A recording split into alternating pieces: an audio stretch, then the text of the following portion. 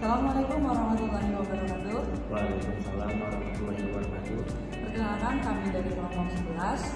Perkenalkan saya Siti Sadia Mawana. Saya juga Setiaji. Kami akan berdiskusi mengenai ulangan Nusantara, yaitu Saya Muhammad Yasin bin Muhammad Isa Al-Fadani. kami membuat video ini untuk memenuhi tugas mata kuliah pemikiran ulangan Nusantara.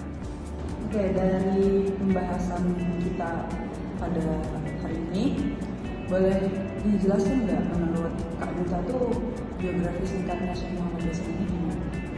Oh ya, jadi gini Kak Caca, saya sudah membaca satu jurnal dari jurnal Adri pemikiran hadis tentang pemikiran hadis dari Syekh Muhammad Yasin bin Muhammad Isa Al-Fadani ini.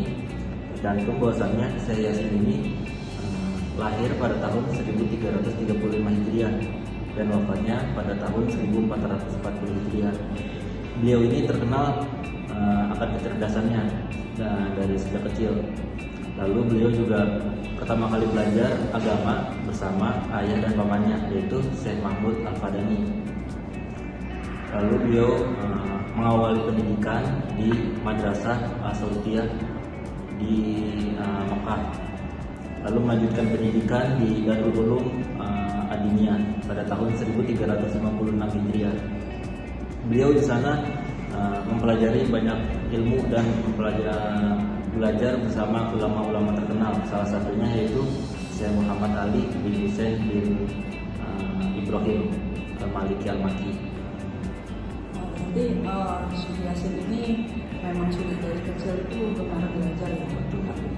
Nah, kalau untuk pendidikan ini sendiri kira-kira beliau ini menempuh pendidikan itu di mana aja?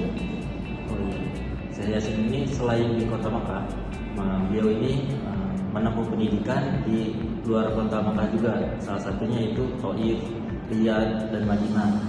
Bahkan beliau berguru sampai luar negeri. Salah satunya di negara timur yaitu Mesir, Yaman, Kuwait, dan Suriah. Begitu. Oke, berarti banyak sekali ya negara-negara yang sudah dikunjungi oleh Syekh Yasin ini dalam berpendidikan. Nah, saya kan sudah baca nih satu jurnal. Iya. Saya belum menemukan di jurnal ini apa aja sih karya-karya dari Syekh Muhammad Yasin. Barangkali Kak Caca ini menemukan karya-karya Syekh Yasin. Oke, jadi saya juga kebetulan kemarin pernah baca di salah satu jurnal. Jurnalnya itu berjudul Analisis Ulama Melayu di Sumatera dan Jawa, Studi atas karya-karya kitab hadis Syekh Yasin Al-Fadani dan Syekh Nawawi Al-Albani. Nah, ditulis oleh Putri Azka pada tahun 2023 kemarin. Nah, dalam jurnalnya itu saya temukan salah satu kitab Syekh Yasin Al-Fadani dalam bidang hadis itu yang berjudul kitab Arba'ina Hadisan min Arba'ina Kitaban an Arba'ina Syaikhan. Nah, kebetulan ada beberapa aspek yang saya soroti dari kitab tersebut yang menarik perhatian saya, itu tentang gramatikal bahasa dan penulisannya dari Syekh Yasin tersebut. Dari karangan tadi dari Syekh Yasin itu kan kitabnya apa tadi? Arba'in Hadisan min Arba'in Kitaban an Arba'in Syaikhan. Bisa masih dijelaskan secara singkat apa aja isi dari kitab tersebut? Oke, jadi dari jurnal yang saya baca itu saya sedikit mengambil kesimpulan bahwa kitab tersebut itu adalah kitab karangan Syekh Yasin yang dimana beliau itu mengumpulkan 40 hadis dari 40 kitab yang berbeda juga, kemudian dari 40 syekh yang berbeda juga. Nah, uniknya saya tertarik menyoroti gramatikal bahasa yang digunakan oleh Syekh Yasin ini, yaitu gramatikal bahasa Arab yang sangat indah dan cukup rumit namun mudah dipahami gitu bagi pembaca. Terus juga beliau dalam penulisan kitab ini beliau membagi ke dalam beberapa paragraf.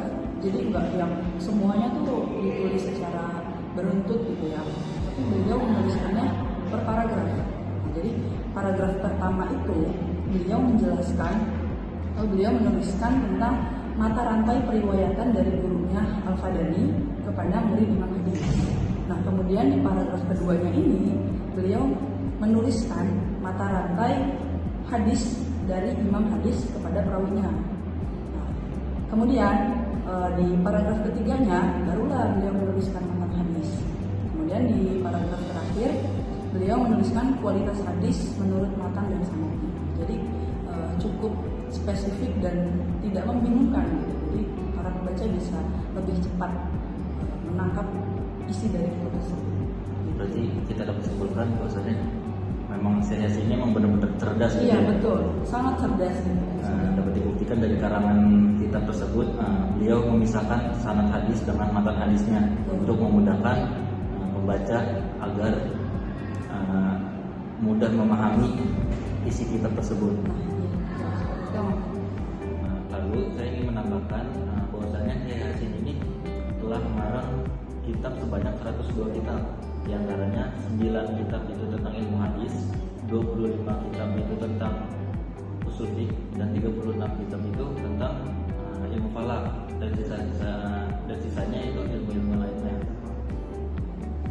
Oke, berarti memang banyak sekali ya karya-karya dari Syekh Yasin Al-Fadani ini, bahwa ini membuktikan bahwa beliau adalah seorang ulama yang sangat berpengaruh bagi peradaban dunia, terutama di bidang hadis, terus di bidang usul fikih, kemudian falak juga, banyak sekali yang bisa kita ambil pelajaran dari Syekh Yasin ini.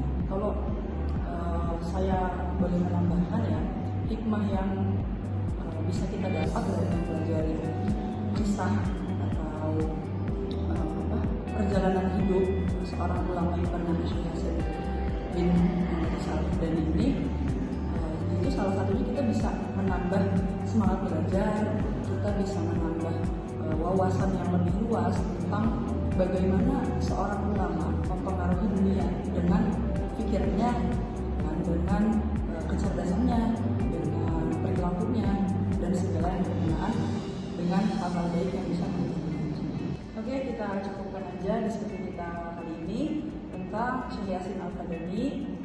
Semoga diskusi kita kali ini bisa membawa manfaat yang lebih banyak bagi kita semua. Oke, sekian dari kami, kelompok 11.